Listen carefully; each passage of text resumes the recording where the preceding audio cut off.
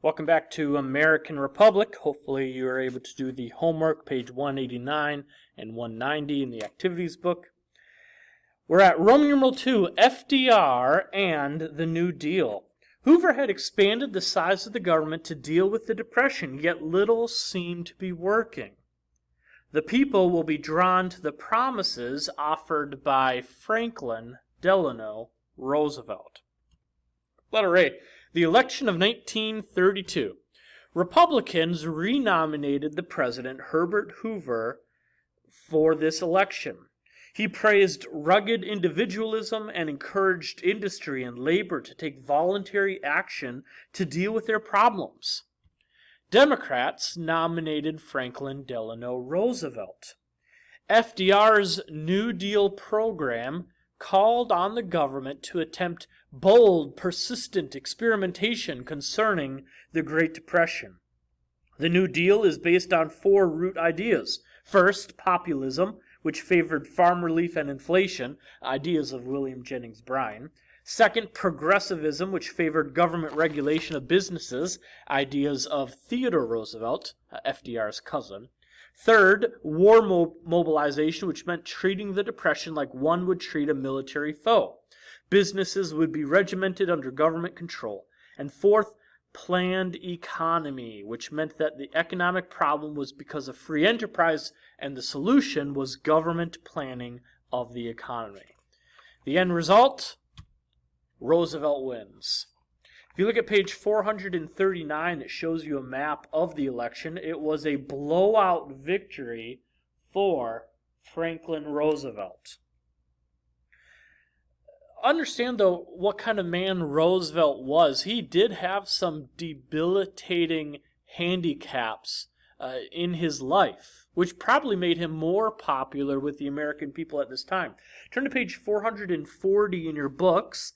And please read the yellow box about the president's polio to yourself. Once you have finished, please unpause the video and we'll resume. Letter B. Putting the New Deal into action.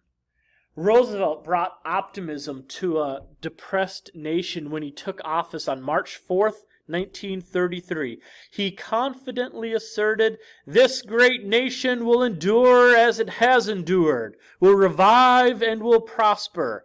The only thing we have to fear is fear itself. We do not distrust the future of essential democracy. The people of the United States have not failed. In their need, they have registered a mandate that they want direct, vigorous action." Out of that quote, and probably his most famous quote in his inaugural address, is this phrase, "The only thing we have to fear is fear itself." I want you to be able to remember that Franklin Roosevelt said it. Roosevelt was quick to take immediate action to fix the economy. To get this done, he formed what was known as a brain trust, the nickname for Roosevelt's group of advisors. This brain trust, mostly college professors from Columbia University, were ready to take that vigorous action that Roosevelt had promised. First thing he did was he declared a bank holiday to stabilize banking. To prevent more banks from closing or more runs on the banks, banks were temporarily closed to help stabilize banking. Also, called for a special session of Congress to deal with the crisis. Congress was not supposed to meet back up for another 9 months. Well, he said that was too much time wasted. He called Congress in for a special session to deal with the crisis. He forced Congress to continue to work, and he laid out his plan to them to put it into effect. To talk to the American people, he used his fireside chats on the radio. Roosevelt used his ability with the radio to bring comfort to the American people. In short, Roosevelt made the media his ally to sway public opinion to support his ideas. By getting the media to support him, the media was able to sway the general public to accept his moves. Soon Congress and the people were following the president's New Deal.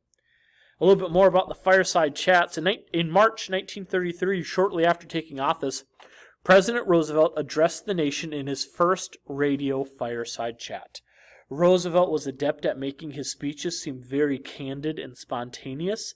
He believed that if he was going to be reaching people in their living rooms, he should speak to them as a neighbor. He chose simple words and phrases and kept the talks short. Each fireside chat was carefully crafted. Roosevelt met with a team of professional speechwriters and dictated a rough draft of what he wanted. Then the team would set to work, refining the speech and returning it to the president. Some chats went through as many as 12 revisions before the president gave them. Even then, Roosevelt rarely read them word for word. He ad-libbed phrases that came to him as he delivered the chats. The term fireside chat was coined by CBS reporter Harry Butcher just before Roosevelt's second radio address. Other reporters soon began to use the term, and eventually so did Roosevelt. By the time of his last radio address on January 6, 1945, Americans were very familiar with the sound of Roosevelt's voice and his opening words, "My friends." Letter B. Number 1, early New Deal legislation. Roosevelt's first 100 days in office met with a lot of action. In fact, all presidents after Roosevelt have been measured in their success by what they can accomplish in their first 100 days. Congress followed Roosevelt's direction for the New Deal. His bank holiday plan closed all the banks temporarily. They were not reopened until the government felt they were strong enough to do so. And then when most of the banks reopened 3 weeks later, people began to redeposit more than $1 billion back into the banks. Congress passed the Federal Emergency Relief Agency, which was designed to give $500 million to the states to use for relief needs. Congress founded the Homeowners Loan Corporation, which created easier mortgage plans for people. A couple programs that FDR created include the Agriculture Adjustment Act, the AAA. It paid farmers to cut production of produced goods. Wait a minute, that doesn't make any sense. Why would he want farmers to make less goods? Well, the idea was by having fewer goods on the market, it would raise the prices, which would help farmers make a profit. And over the next 2 years, farm incomes did go up about 50%. Ironically, while farmers were destroying leftover crops, there were those suffering from a lack of food or clothing. So it came with a double-sided blade, I guess you could say. The AAA was later declared unconstitutional by the Supreme Court. Another organization created was the National Recovery Administration. It supported businesses that met government requirements. Requirements included meeting annual production quotas and maximum hours and minimum wage for workers. Businesses that complied with these rules were allowed to display the NRA's Blue Eagle seal, the one that you see pictured on the right here. After all, it would be the patriotic thing to buy products from a store that flew the Blue Eagle. Well, again, the Supreme Court ruled the NRA to be unconstitutional because they believed that it interfered with government too much. Another organization was called the Civilian Conservation Corps. It put people to work conserving natural resources. They worked at national parks or forests, or they picked up trash in the cities. In fact, the CCC received the most amount of praise of all of FDR's New Deal programs. And then one more, the Tennessee Valley Authority. They built public power plants to compete with private companies. They worked at it built 30 multi-purpose dams to produce and sell electricity, control flooding and erosion, provide navigable waterways, and manufactured fertilizer and created recreation areas. The way I always remember the Tennessee Valley Authority is I see the initials TVA, I think of television, and I think, oh yeah, that needs electricity, power plants, in order to operate.